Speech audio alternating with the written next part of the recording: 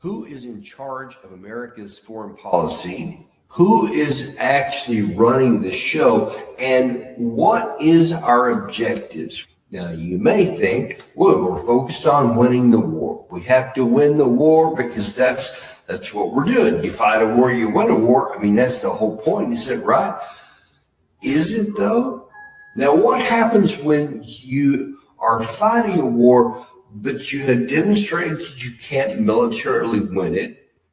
Você tenta buscar um acordo negociado, só que o outro lado não aceita se render, porque mostrou que consegue resistir ao seu poder militar, que aguenta seus bloqueios e toda a guerra econômica que você vem impondo, assim como os russos fizeram, e não só nos últimos 4 anos e meio, mas desde 2014 e até antes disso.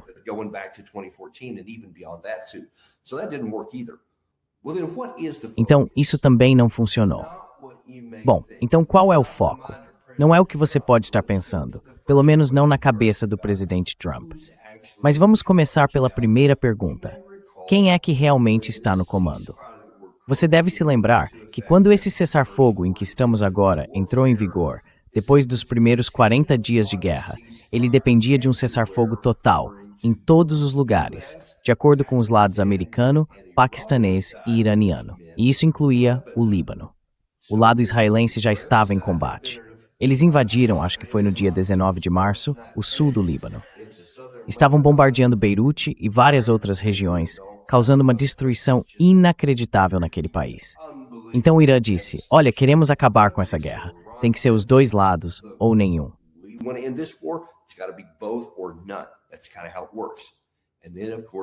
É mais ou menos assim que as coisas funcionam. E aí, claro, quando esse primeiro cessar-fogo foi anunciado, o lado israelense lançou um ataque ainda maior contra o Líbano, maior do que qualquer outro antes. Foi meio que uma resposta direta, uma rejeição ao que o presidente Trump tinha dito. Depois eles acabaram chegando a um tipo de cessar-fogo parcial, mas não de verdade, pelo menos não completo. Disseram algo como, tudo bem, vamos tirar Beirute da jogada, mas vamos continuar. E o sul do Líbano e o lado israelense, o lado iraniano, na verdade, disseram ou é tudo ou é nada. Então ficar só contornando o problema não muda nada. Ou você entra de vez ou fica totalmente fora. É só isso. E se você entrar, a gente fica fora. É assim que funciona.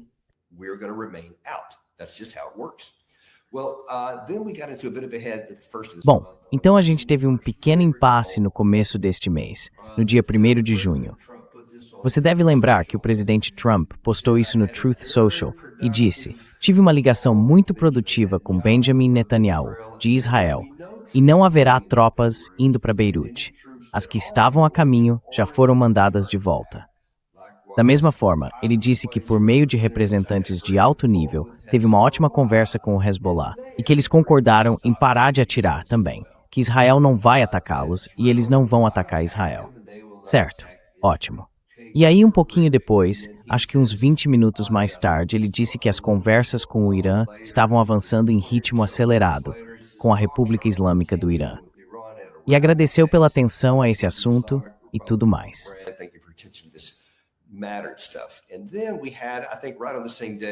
E aí tivemos, acho que no mesmo dia, de novo, uma provocação direta ao Trump, quando a trégua no Líbano desmorona, depois que Netanyahu e o ministro da Defesa mandam as forças de defesa de Israel retomarem os ataques ao Hezbollah, especificamente em Beirute. Ou seja, ele vai direto ao ponto. E de novo, a gente precisa perguntar, quem é que realmente está no comando aqui? Aí vem o que aconteceu ontem e hoje de manhã. Ontem, vimos ataques israelenses que mataram 9 pessoas no Líbano e chegaram até os arredores de Beirute.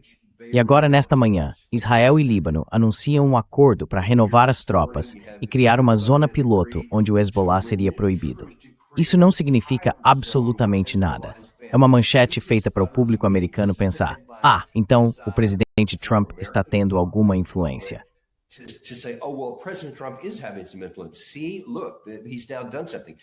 Olha só, agora ele fez alguma coisa. Ele não tinha feito nada. O Netanyahu não fez nada. Dá para ver ali nas letras miúdas. Diz que os dois lados concordaram com um cessar-fogo que depende de uma paralisação das atividades do Hezbollah. Mas vocês não estão parando os ataques contra o próprio Hezbollah. Então não vai ter zona piloto nenhuma. E conversar com o governo do Líbano, quando está claro que eles não controlam o Hezbollah, não faz o menor sentido. Todo mundo sabe disso. Eles principalmente sabem disso. Então, quando dizem que estão procurando uma zona piloto onde possa haver um cessar-fogo, é o seguinte: ou tem cessar-fogo ou não tem. Essa história de zona piloto é pura balela. E já passou da hora de a gente parar de deixar esse tipo de jogo de palavras ter qualquer influência.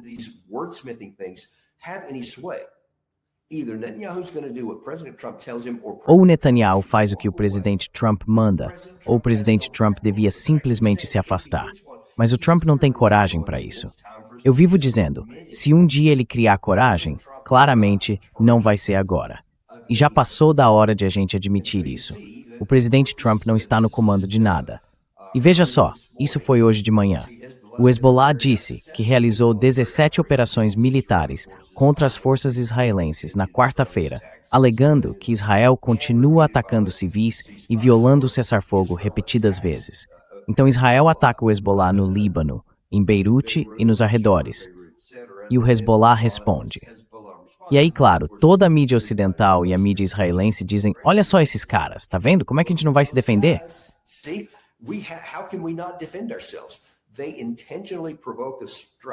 Eles provocam um ataque de propósito, como os Estados Unidos fizeram com o Irã, por mais estranho que pareça. E quando vem a resposta, as pessoas querem dizer, olha o outro lado. Tudo isso é uma encenação, gente. É notícia falsa. Aliás, nem é o termo certo. É enganação. É desinformação para tentar manipular você, especialmente o público americano e também o europeu, para fazer acreditar em algo que não é verdade, que estamos tentando chegar a um cessar-fogo, tentando acabar com isso. Não há nada de verdadeiro nisso.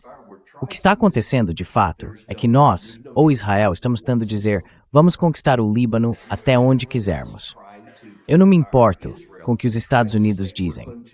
Não me importo nem com o que o próprio Trump diz.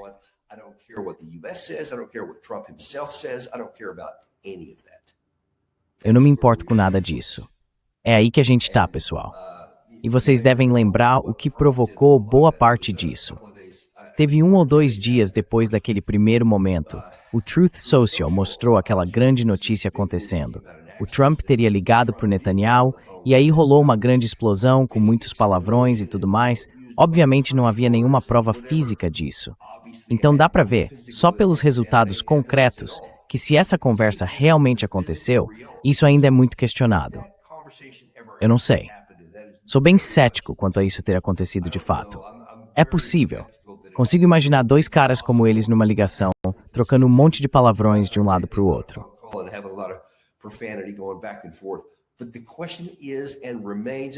Mas a questão é, e continua sendo, e sempre foi, o que acontece de fato, lá no terreno, como resultado dessas conversas.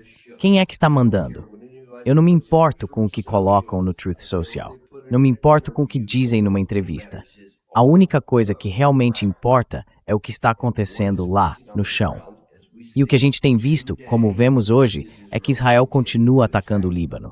Então eles não querem um acordo negociado. Vão fazer o que for possível para garantir que sabotem um dos principais motivos para isso. Agora, deixa eu te mostrar também, já que estamos falando de entrevista, porque as palavras têm peso. E é preciso prestar atenção no que as pessoas dizem. E foi isso que Benjamin Netanyahu disse numa entrevista, falando especificamente sobre a alegação desse argumento. Então vamos falar sobre a ligação que você teve com ele essa semana que está chamando muita atenção. O presidente confirmou que disse, você está completamente maluco. Como você reagiu a isso? O que realmente aconteceu nessa ligação? Olha, eu não vou entrar em detalhes sobre as nossas conversas. Foram milhares, muitas mesmo. E se você acha que isso é uma crise, devia ver algumas das outras conversas. Mas a verdade é que a gente sempre encontra um caminho. Temos muitos acordos. Concordamos nas coisas principais. Queremos concluir o programa nuclear do Irã. Queremos garantir que o Irã não represente uma ameaça para Israel, para o Oriente Médio, para os Estados Unidos. Que não desenvolva armas nucleares, nem os meios para lançá-las, não só contra Israel e as capitais da Europa, mas contra qualquer cidade americana. Esse é o nosso objetivo comum. Foi para isso que a gente se propôs. E também para ampliar o círculo da paz, como o presidente e eu fizemos juntos nos Acordos de Abraão. Então, temos metas em comum. Às vezes, como nas melhores famílias, surgem divergências táticas.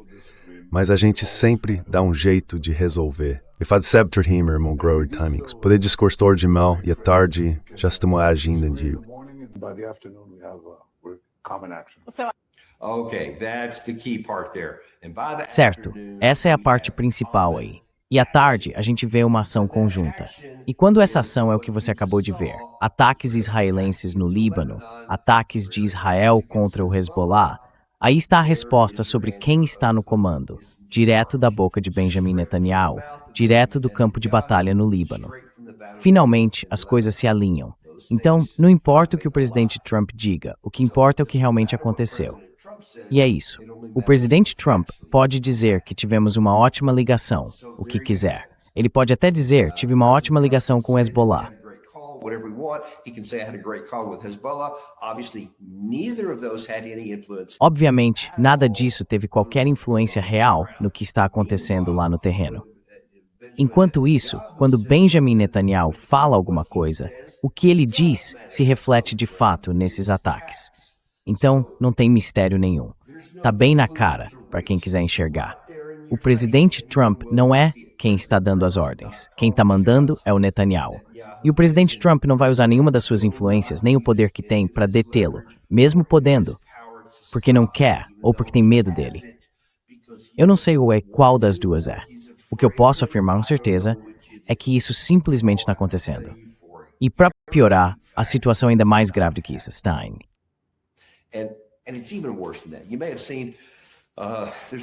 Você talvez tenha visto, saiu uma notícia nos últimos dias sobre a Lei de Autorização de Defesa Nacional, a NDAA, para 2027.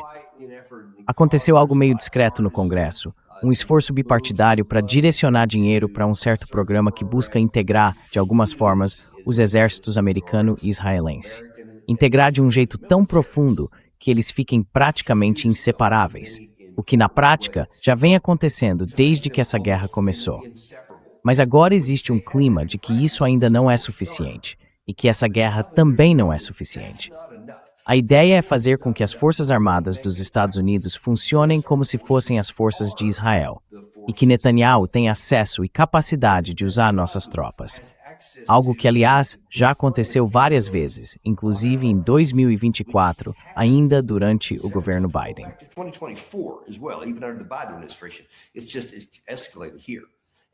Isso só está escalando cada vez mais. E agora eles estão tentando transformar isso em lei, colocar no papel mesmo. Agora me diz, qual você acha que é a chance de o Congresso americano, que é fortemente financiado por dinheiro israelense, pela AIPAC e por todos esses grupos de lobby, fortemente mesmo, qual é a chance de eles não aprovarem isso? Mesmo com gente como Thomas Massie, o Ro Khanna e mais alguns poucos tentando resistir. E olha, bom para eles, eu apoio totalmente o que estão fazendo. Mas o problema é que são poucos. Do outro lado, eles têm a maioria, têm os números e conseguem empurrar esse tipo de coisa lá dentro.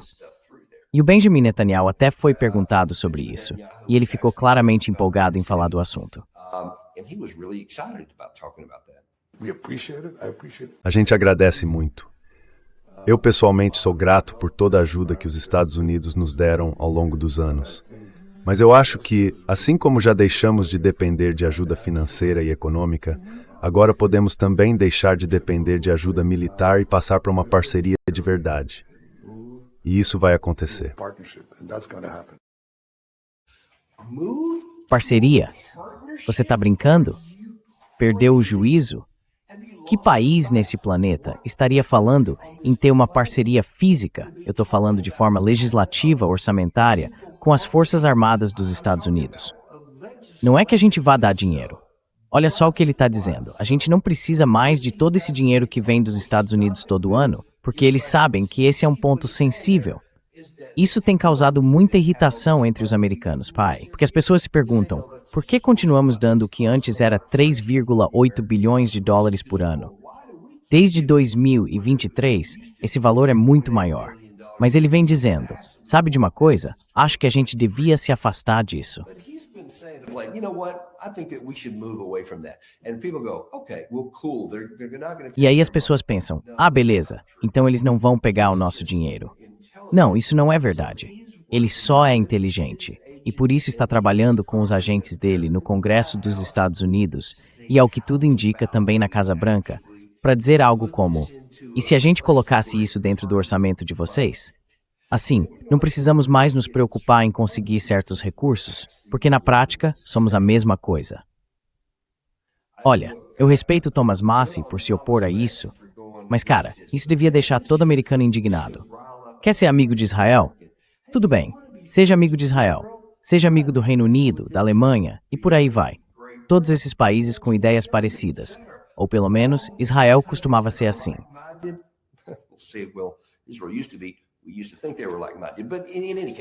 A gente costumava achar que eles pensavam como a gente. Mas de qualquer forma, se você acha que é assim, se é algo que você quer, então podemos conversar sobre se deve haver ajuda bilateral ou não. Eu acho que não deve. Eles são um país moderno. Podem se defender, como qualquer outro país pode se defender. São claramente a potência militar do Oriente Médio.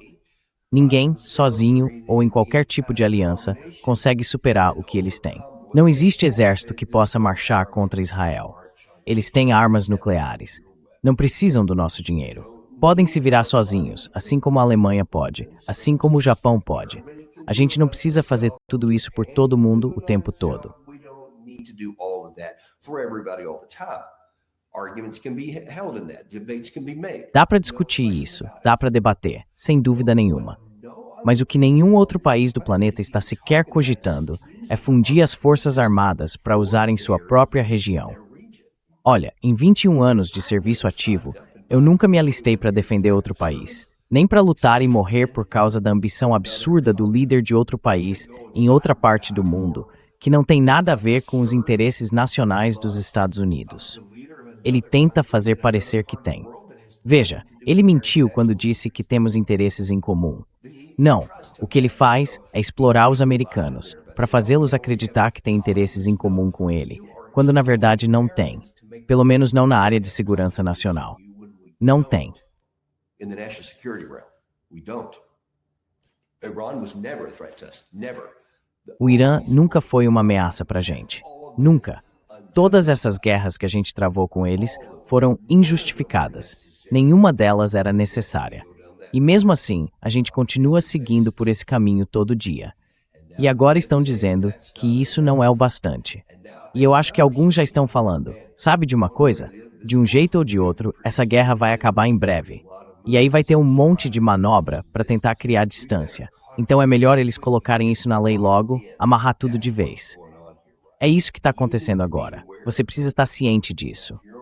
Agora, se você concorda com isso, o país é livre. E mesmo achando que é uma péssima ideia, se você quer apoiar, tudo bem. É seu direito. Eu não apoio. E recomendo que quem também não apoia, mande uma mensagem para o seu deputado. Pelo menos para colocar um pouco de pressão. To their congressman, at least put some heat on them. Send in a letter, send in an email. Mande uma carta, envie um e-mail, vá visitar eles, vá até o escritório deles. É sempre desconfortável quando isso acontece. Leve uma câmera, grave um vídeo de você indo lá. Coloque isso nas suas redes sociais. Vamos deixar a situação desconfortável para eles, pessoal. A gente precisa fazer alguma coisa. Eu tô fazendo o que posso com esse canal. Façam o que puderem com os recursos que vocês têm. Cada um tem um pouco de tempo e capacidade. Vamos todos fazer o que for possível pelo bem do nosso país. Eles estão fazendo o que querem, buscando os objetivos que acreditam ser importantes. Então, a gente também deve agir. Não vamos deixar toda a ação do lado de quem prejudica o nosso país e desrespeita as nossas forças armadas. Muito obrigado, pessoal. Agradeço de verdade. Espero ver vocês no próximo episódio. Aqui é o Daniel Davis. We'll look forward to seeing you on the next episode of Daniel Davis Deep Dive.